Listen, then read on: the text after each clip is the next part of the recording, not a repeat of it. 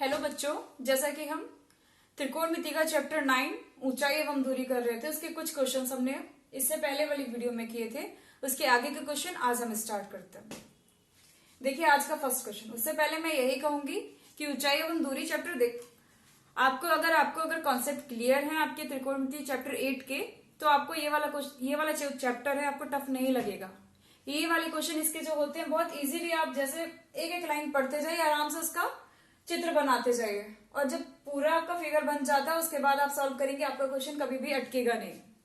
तो मुझे तो इंटरेस्टिंग चैप्टर यही लगता है।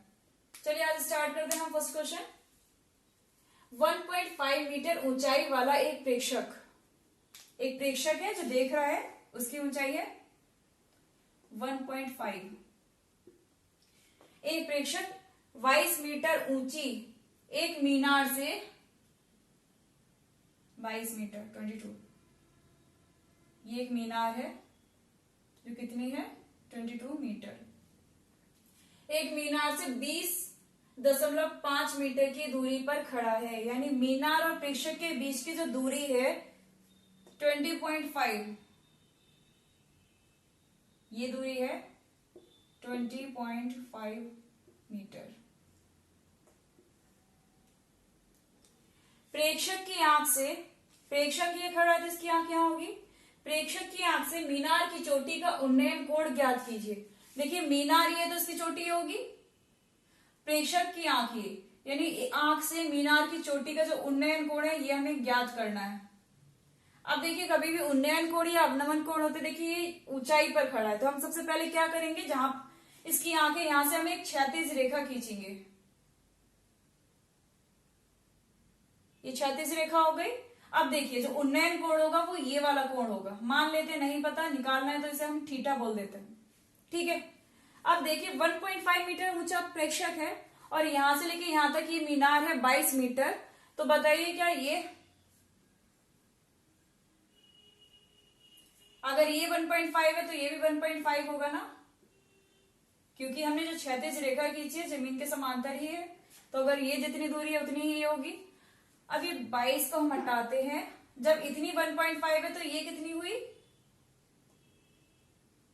20.5 मीटर, यानी हमारी टोटल 22 थी, अब उसमें से 1.5 इतनी है तो ऊपर की बची हुई 20.5 हो गई। अब सबसे पहले हम जो चित्र बनाया इसको नाम दे देते हैं ABCDE।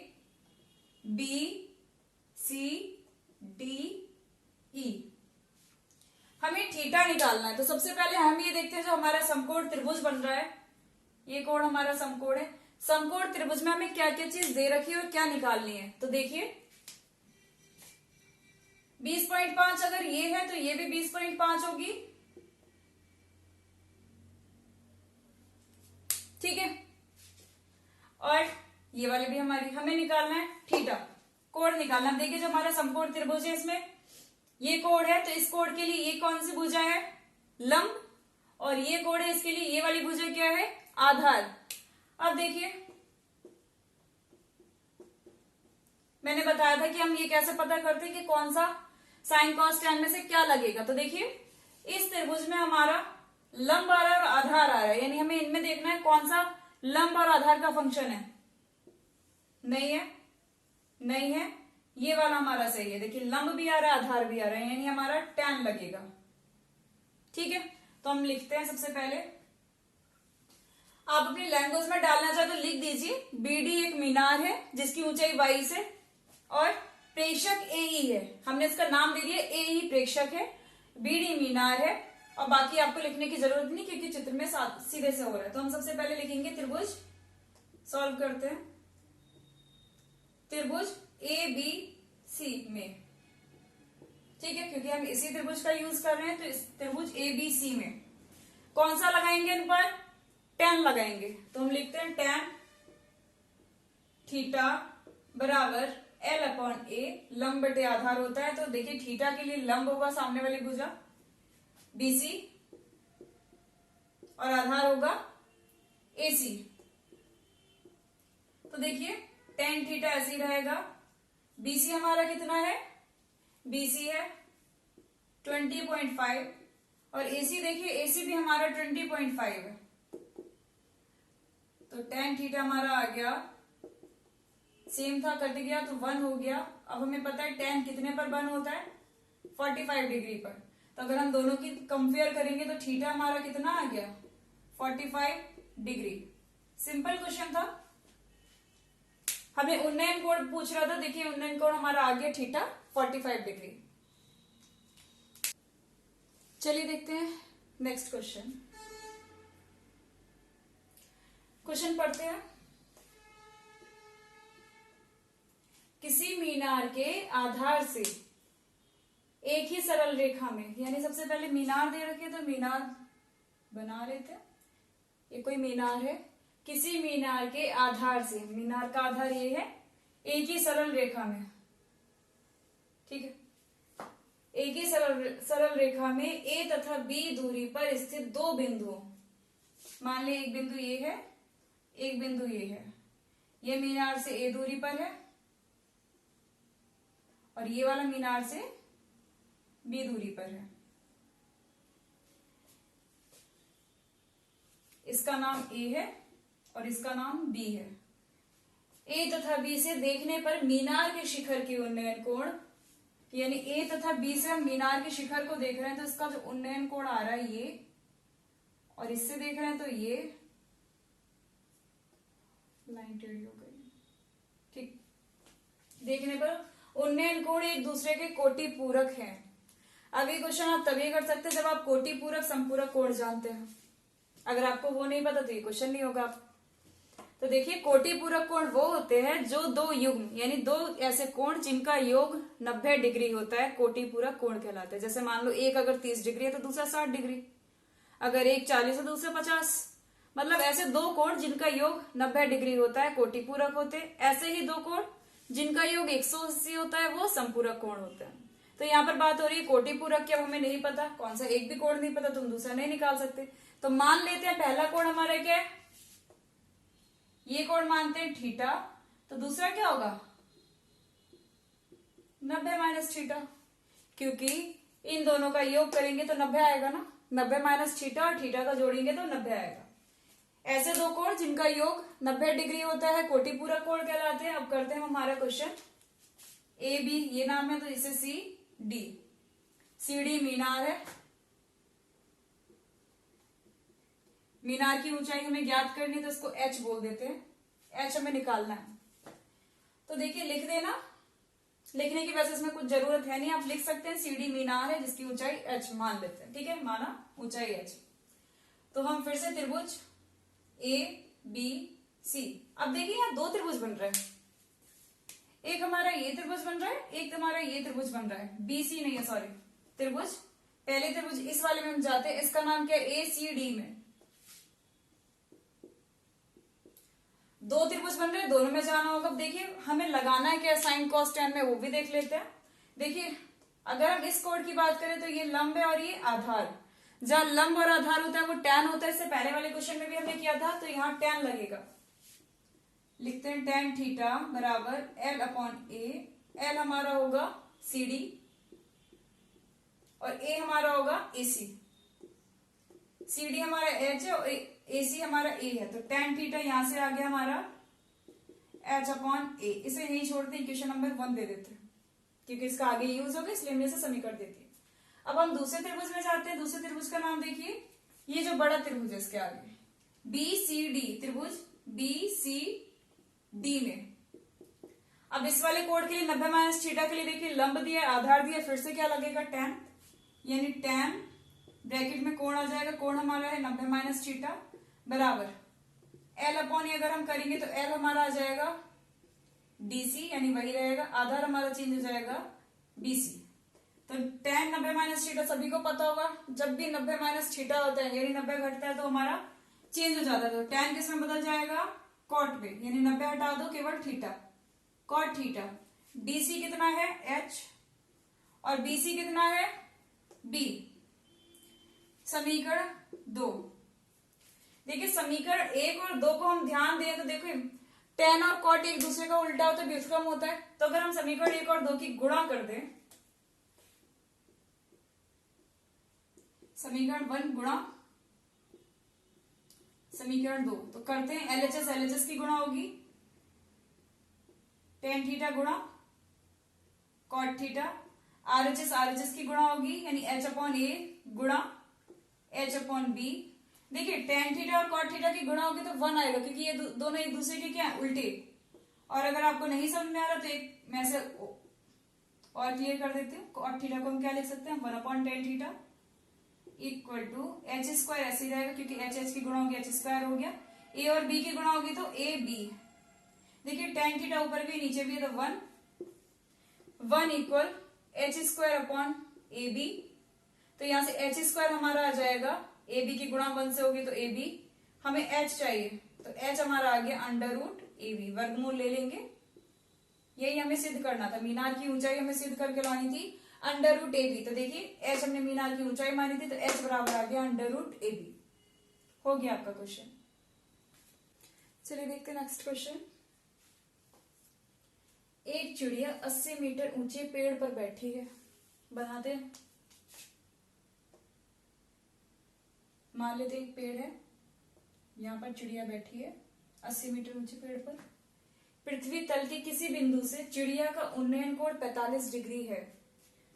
ये पेड़ है तो पृथ्वी तल ये होगा, पृथ्वी तल का मान लीजिए ये बिंदु है। पृथ्वी तल के किसी बिंदु से चिड़िया का उन्नयन कोण 45 डिग्री है, यानी अगर हम यहां से चिड़िया को देखेंगे तो ये कोण जो है 45 डिग्री बना दिए।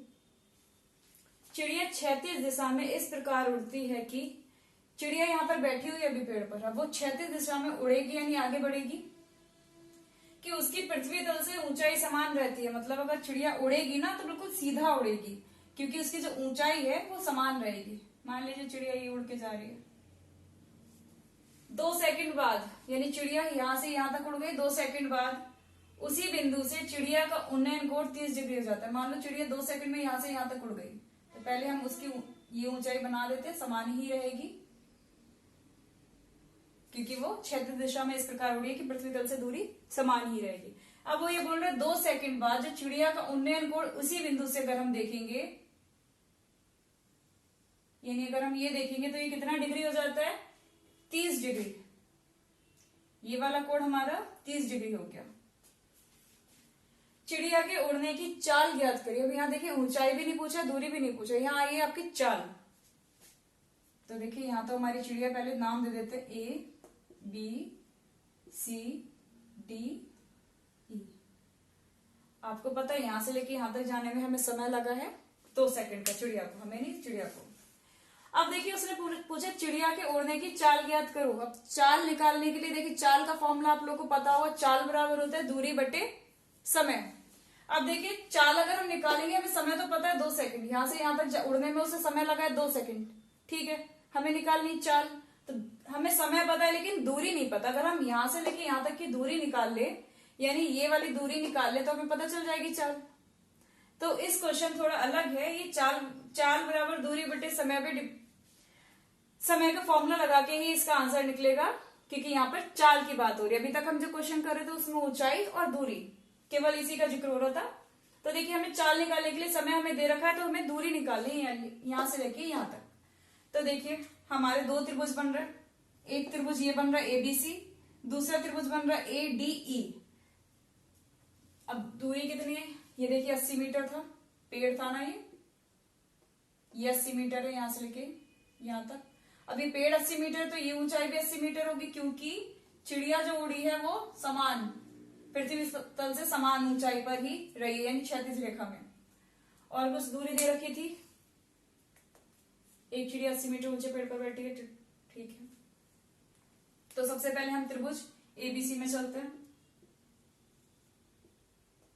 त्रिभुज ए बी सी में देखिए मेन हमें क्वेश्चन में ये वाली दूरी निकालनी है। तो देखो हमें ये दूरी भी नहीं पता, ये दूरी भी नहीं पता। हम त्रिभुज एबीसी में चलते हैं।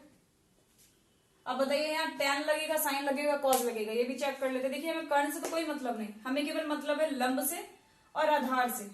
तो हम लगाते हैं पहले वाले में tan 45 डिग्री, क्योंकि पहले वाले त्रिभुज में जो कोण आ रहा है ये वाला पूरा 45 डिग्री है, तो हमने tan 45 इक्वल L/A होता है, तो L क्या होगा BC और A हमारा क्या होगा AB आधार, AB निकाल लिया। tan 45 होता है 1, BC हमारा कितना 80 और AB हमें पता ही नहीं है, तो AB की जगह AB ही रहने दीजिए, तो AB की गुणा 1 से करेंगे तो AB हमारा आ गया 80 मीटर, यानी ये वाली दूरी हमारी निकल आई 80 मीटर। अब हमें ये वाली दूरी नहीं पता, इसे मान लेते हैं ये x,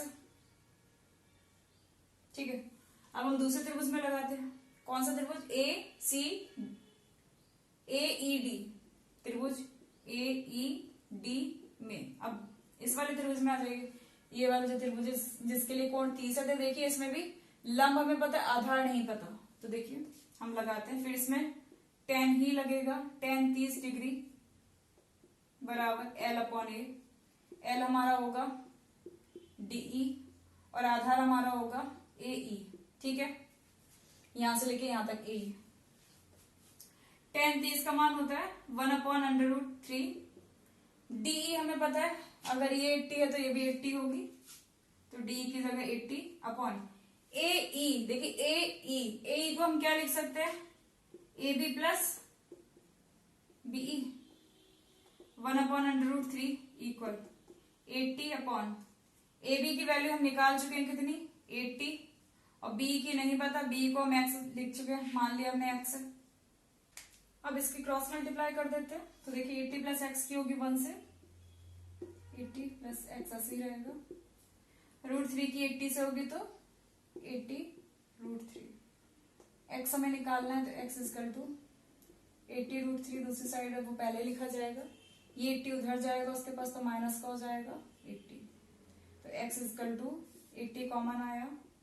√3 की देखिए वैल्यू लगाएंगे 1.732 दे रखा है क्वेश्चन में, तो हम वही पुट करेंगे -1, 80 हमने कॉमन ले लिया तो √3, यहां से 1 बचा, 80 की मल्टीप्लाई करेंगे 0.732 से, तो देखिए 8 दूनी 16, 6, 8 3 24 और 1 5 2, 8 7 56 और 2 58, पॉइंट लग जाएगा यहाँ, ये आ गया मीटर, ये हमारे यहां से लेके यहां तक की दूरी आ गई है।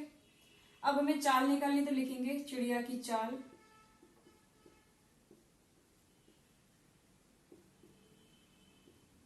चिड़िया की चाल बराबर, चाल का फॉर्मूला सभी को पता होगा, दूरी बटे समय। चाल हमें निकालनी है 2 सेकंड जितना उड़ी, तो हमें दूरी वहां तक की पता है कितनी है 58.56, अभी हमने निकाली है। समय हमें पता है 2 सेकंड था, तो अगर हम इसे काटेंगे कितना आएगा 2 दूनी 4, 18, 2 निम 18, पॉइंट 2 दूनी 4, फिर 1 बचा 16, 2 8 16, ये हमारा आ गया मीटर पर सेकंड। चिड़िया की चाल आ चुकी है 29.28 मीटर पर सेकंड। कुछ नहीं था सवाल में, बस थोड़ा सा आगे और बढ़ाना था, अभी तक जितने क्वेश्चन किए उसी बिल्कुल सेम था, बस यहाँ पे चाल और पूछ ली थी। तो देखिए चाल जब भी पूछी जाए, चाल भी पूछ सकता है, समय भी पूछ सकता है, तो चाल समय का फॉर्मूला वही है, चाल बराबर दूरी बटे समय। तो यहाँ से लेके यहाँ तक की हमें चाल निकालनी थी, तो चाल निकालने के लिए देखो हमें 2 चीजें पता होनी चाहिए, एक चाल निकाली तो समय पता होना चाहिए, दूरी, यहाँ से यहाँ तक का समय हमें पता था, दूरी नहीं पता थी, तो सबसे पहले हमने दूरी निकाली, जब दूरी आ गई फिर हमने सीधे इस फॉर्मूले में वैल्यू लगा दी दूरी और समय।